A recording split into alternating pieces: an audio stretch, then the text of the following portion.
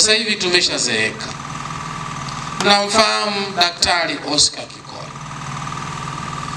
msomi. Najua na nyinyi mnatamani msome muwe kama yeye. Yeye ni daktari wa sheria. Yeye amesoma kwenye sheria kule mpaka amebobea. Degree ya kwanza ya sheria, ya pili ya sheria, PhD sheria. Amemaliza madarasa yote ya sheria duniani. Wana Muleba Kusini mmempa heshima ya kuwa mbunge wenu.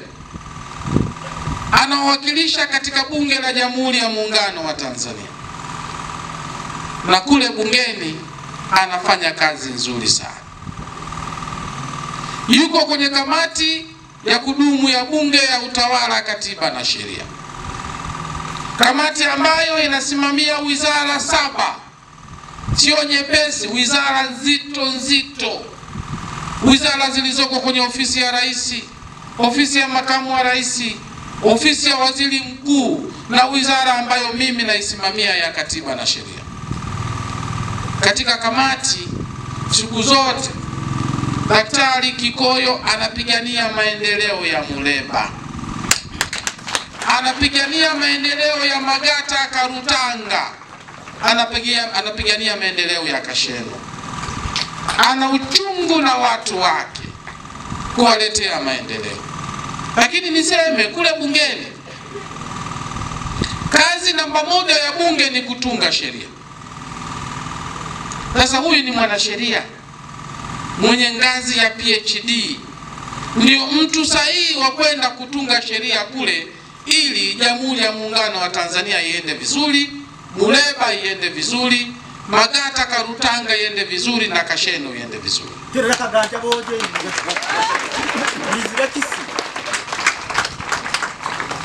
Mimi naamini miaka 5 hii ya kwanza amejifunza mengi. Miaka 5 ya pili ataongeza kasi ya maendeleo Muleba Kusini. Muendelee kumwamini, uwezo wake ni mkubwa sana. Dhamira yake ya kuwatumikia haina shaka. Naamini ikifika Oktoba tutamrudisha tena bungeni atuletee maendeleo. Dr. Kikoyo oye! Najua kuna mchakato wa chama na kiongozi wa chama yuko hapa. Mwenezi, mjumbe wa kamati ya siasa, mjumbe wa secretariat ya wilaya, kiongozi mzito huyu kwenye chama. Mimi kama waziri, mimi kama mbunge, sina shaka hata kidogo na utendaji wake kule bungeni. Anatuwakilisha vizuri.